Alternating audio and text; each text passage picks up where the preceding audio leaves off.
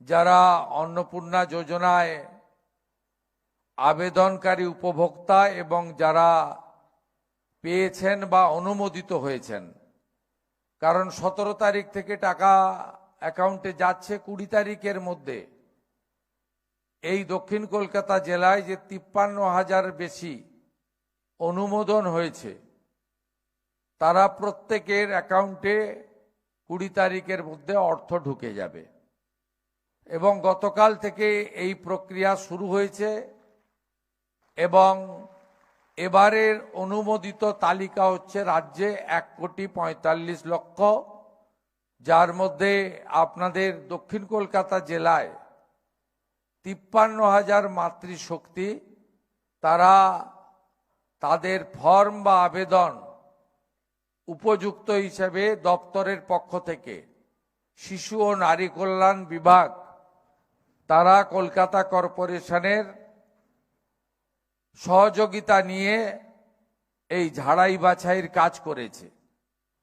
এর পরেও যারা মনে করেন যে অনুপযুক্ত লোকের অর্থ পেয়েছে বা যারা মনে করেন উপযুক্ত মহিলা বঞ্চিত হয়েছেন, তাদের জন্য 20 তারিখ থেকে একটি পোর্টাল পশ্চিমবঙ্গ সরকারের শিশু ও নারী কল্যাণ দপ্তর খুলবে, যেখানে আপনি আবেদন এবং অভিযোগ দুটোই করতে পারবেন। শুধু তাই নয়, 10ই জুলাই পর্যন্ত যারা আবেদন করেছিলেন 1 জুন থেকে, তাদেরই কেবলমাত্র ভেরিফিকেশন কমপ্লিট হয়েছে। 11ই জুলাই থেকে 31শে জুলাই যারা আবেদন করেছেন, যদিও সংখ্যা অনেক কম, কারণ মোট 1,80,00,000 আবেদন করেছিলেন, তার মধ্যে 10ই জুলাই পর্যন্ত 1,66,00,000 মহিলারা আবেদন করেছিলেন। আর রাজ্য সরকার তাদের মধ্যে 1,45,00,000কে অনুমোদন দিয়েছে, যার টাকা গতকাল থেকে ঢোকানোর প্রক্রিয়া, অর্থাৎ ব্যাংকিং সিস্টেমে ট্রান্সফারের প্রক্রিয়া চলছে, যেটা 20 তারিখ দুপুরের মধ্যে সম্পূর্ণ হয়ে যাবে। এর বাইরে যারা থাকলেন, অর্থাৎ আরো 14 লক্ষ আবেদনকারী যারা 10ই জুলাইয়ের পরে আবেদন করেছেন, তাদের আরো 1 মাস ধরে ভেরিফিকেশন করে পরবর্তী মাসের তালিকায় উপযুক্ত মহিলারা আসবেন। আমরা এই প্রায় 1.5 কোটির কাছাকাছি মহিলাকে এই যোজনায় অন্তর্ভুক্ত করেছি। এটি আমাদের প্রতিশ্রুতি ছিল। আপনারা অনেকেই ভাবতে পারেন যে লক্ষ্মীর ভান্ডার প্রাপকদের সকলকেই তো ট্রান্সফার করে দেওয়া যেত, কিন্তু না বন্ধু, মাত্র 500 টাকা করে 21 সাল থেকে আগের সরকার দিয়েছে, মাত্র 500 টাকা করে 24 সাল পর্যন্ত। তারপরে লোকসভা নির্বাচনের সময় 500 টাকা 1000 করা হয়েছিল, আর বিধানসভা ভোটের আগে 2 মাস তারা দিয়েছেন 2 মাস 1,500 টাকা করে। এই 500 টাকা করে দিতে 9 মাস সময় লাগিয়েছিল বিগত সরকার, এবং 1,52,00,000 মহিলাকে তারা দিতে পেরেছিল। কেন ঝাড়াই বাছাই, কেন ফর্ম?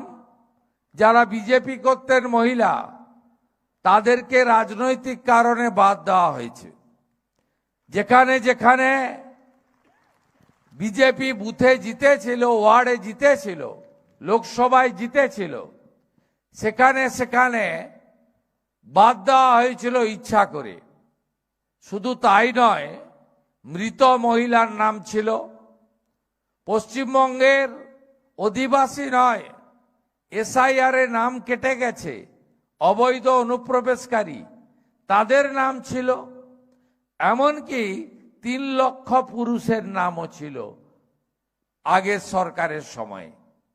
তাই আপনারা যারা আছেন, আমরা যারা আছি, বাংলার 10.5 কোটি জনগণ, আমরা চাই না যে সরকারি অর্থ সেই অর্থে দুর্নীতি হোক। আমরা চাই না সরকারি অর্থ অনুপযুক্ত লোকের কাছে যাক। তাই পশ্চিমবঙ্গ সরকার, ভারতীয় জনতা পার্টির সরকার, 34 বছর সিপিএম বলতো আমাদের পার্টির সরকার, 15 বছর তৃণমূল বলতো আমাদের পারিবারিক সরকার, একজন ব্যক্তির সরকার। আর আমরা বলি এটা জনগণের সরকার।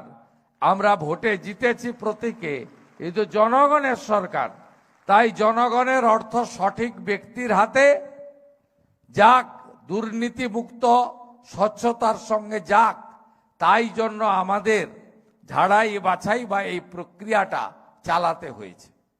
প্রথম জুন মাসে আমরা 28 লক্ষ দিয়েছি, বহু মহিলাই পাননি, সংখ্যা কম ছিল। জুলাই মাসে আমরা 1,19 লক্ষ দিয়েছি, তাতেও অনেকে বাদ চলে গেছিলেন বা অনেকে নিয়ম কানুনের মধ্যে আটকে গেছিলেন এবং অ্যাকাউন্ট নম্বর ভুল ছিল, আধারের সঙ্গে ব্যাংক অ্যাকাউন্টের লিঙ্ক ছিল না। তাই এবারে আমরা অনেকটা ত্রুটিমুক্ত হয়ে আধার ব্যাংক অ্যাকাউন্ট লিঙ্ক সহ আমরা বিশেষ করে গ্রামীণ এলাকাতে অনেক শিথিল করে দিয়েছি আইন বা নিয়ম, যাতে অধিকাংশ মহিলাকে আমরা দিতে পারি। সেই কারণে এবারে 1,45,00,000 মহিলা উপযুক্ত বিবেচিত হয়েছেন। আমি এখানে আসার আগে অর্থ দপ্তরে খোঁজ নিয়েছি, তারা বললেন 1,31,00,000 তো ট্রান্সফার হয়ে গেছে, বাকি টাকা প্রক্রিয়ার মধ্যে চলছে। আগামীকালের মধ্যে বা 20 তারিখ সকাল 11টার মধ্যে যারা উপযুক্ত হয়েছেন 1,45,00,000 প্রত্যেকের অ্যাকাউন্টে অর্থ এসে যাবে।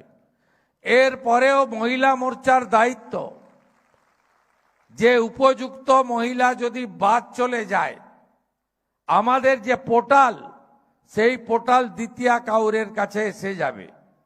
সেখানে আমাদের মহিলা মোর্চার কর্মীরা প্রত্যেকটা মা বোন দিদির কাছে গিয়ে আপনারা 10 জুলাই 2026 পর্যন্ত আবেদনকারীদের মধ্যে উপযুক্ত কেউ যদি বঞ্চিত হয়, আবার নতুন ফর্ম ফিল আপ করতে হবে না, শুধু ফর্মের নম্বর, অ্যাকাউন্ট নম্বর দিয়ে অভিযোগটা নথিভুক্ত করবেন।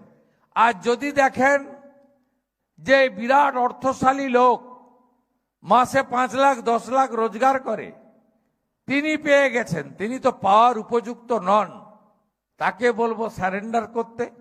আর যদি এমন অনুপযুক্ত লোক পেয়ে থাকে, সে তথ্যটাও সরকারের চোখ হিসেবে আপনারা ওই পোর্টালে বলে দিবেন অমুক ব্যক্তি স্থায়ী সরকারি, কেন্দ্রীয় সরকার বা রাজ্য সরকারের কর্মচারী, তাকে দেওয়া উচিত হয়নি, সেটাও আমরা কারেকশন করে নিতে পারবো।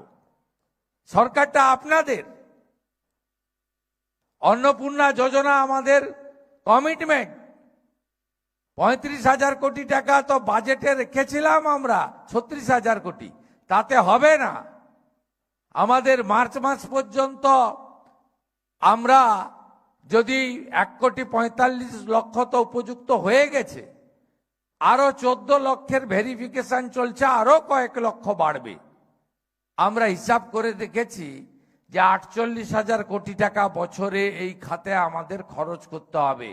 কিন্তু ভারতীয় জনতা পার্টি ভেবে চিন্তে অঙ্গীকার করেছে, সেই অঙ্গীকার পূরণ ভারতীয় জনতা পার্টি করেছে, আগামী দিনেও করবে। আপনারা বিশ্বাস ভরসা আমাদের উপরে রাখুন। আজকে প্রাপকরা অনেকেই অভিনন্দন জানিয়েছেন।